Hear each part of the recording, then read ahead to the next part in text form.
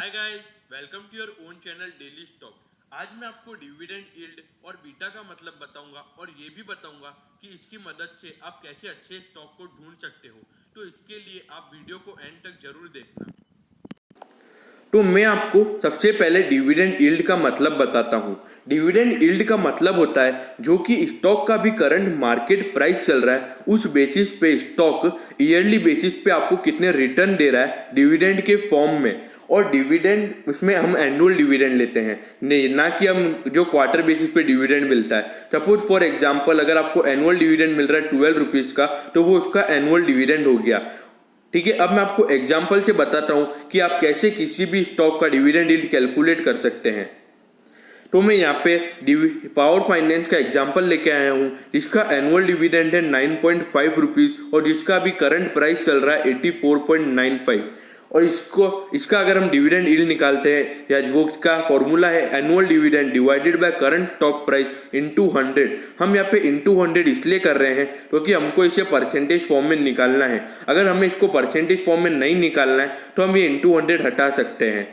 ठीक, तो अभी हम 9.5 डिवाइडेड बाय 84.95 इंटू 100 करते हैं तो आता है 11.18%, जो कि ये इंडिकेट करता है कि स्टॉक ईयरली बेसिस पे इतने रिटर्न उसके शेयर होल्डर्स को डिविडेंड के फॉर्म में दे रहा है। और एक तरीके से आप ये भी कह सकते हो कि ये स्टॉक अभी एफडी से भी अच्छे रिटर्न दे रहा है, क्योंकि अभी एफडी का रेट चल रहा है 5.5 से 6% के बेसिस पे, तो ये 11% उसका डबल है अभी। तो आप इसमें अभी भी आप इन्वेस्ट कर सकते हो। तो ये था मेरा डिविडेंड यील्ड का एनालिसिस। अब मैं आपको बीटा का मतलब बताता हूँ और उसको आप कैसे यूज कर सकते हो अच्छे स्टॉक को ढूंढने में। तो दोस्तों, बीटा का मतलब होता है कि कोई भी स्टॉक कितना मूवमेंट देता है as compared to its index. मतलब जब इंडेक्स जितना मूव हो रहा है, जब वो स्टॉक कितना मूव हो रहा है, यह बीटा की मदद से देख सकते हो। तो मैं आपको बीटा के अंदर जो 3 केस होते हैं वो 3 केसेस समझाता हूँ। पहला केस होता है बीटा के अंदर जब बीटा इज इक्वल टू 1 होता है। इसका मतलब ये होता है कि अगर जो हमारा इंडेक्स है, इंडेक्स यानी कि जैसे निफ्टी 50 है, वो जब 10% मूव दे रहा है और जिस शेयर का बीटा 1 है वो भी उस वक्त 10% का मूवमेंट देगा। फॉर एग्जाम्पल अगर अभी रिलायंस 1900 रुपीज़ पे चल रहा है तो और उसका बीटा 1 है, तो और अगर इंडेक्स 10% मूवमेंट दे रहा है तो रिलायंस भी लगभग 10% मूवमेंट देगा। अब दूसरा केस है जब बीटा 1 से ज़्यादा है। इसका मतलब ये है कि जब इंडेक्स 10% मूवमेंट दे रहा है तो जब जिस शेयर का बीटा 1 से ज़्यादा होगा तो उस शेयर में मूवमेंट 10% से ज़्यादा होगा। फॉर एग्जाम्पल इसमें भी मैं रिलायंस ही ले लेता हूँ। अगर रिलायंस का बीटा अगर 1 से ज़्यादा है और निफ्टी 50 अगर 10% मूवमेंट दे रहा है तो रिलायंस हमारा 10% से ज़्यादा का मूवमेंट देगा।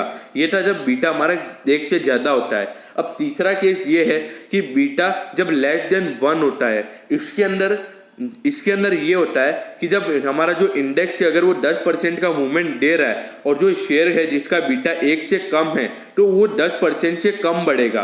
फॉर एग्जाम्पल इसमें मैं रिलायंस ही ले रहा हूँ कि रिलायंस अगर 1900 के प्राइस पे चल रहा है और उसका बीटा अगर सपोज 0.75 है और निफ्टी 10% बढ़ रहा है तो वो लगभग 7 से 8% ही बढ़ेगा। और यही हम डिक्रीज में भी देख सकते हैं। फॉर एग्जाम्पल सपोज निफ्टी 8% बढ़ रहा है और है ना 8% घट रहा है तो रिलायंस भी लगभग 4 या 5% ही घटेगा। तो ये था मेरा बीटा और डिविडेंड यील्ड का एनालिसिस। अगर आपको और भी ऐसे फंडामेंटल सीखने हो तो आप कमेंट सेक्शन में जरूर बताइएगा। और अगर आपको वीडियो अच्छी लगी हो तो इसको लाइक, शेयर एंड सब्सक्राइब करना मत भूलिएगा।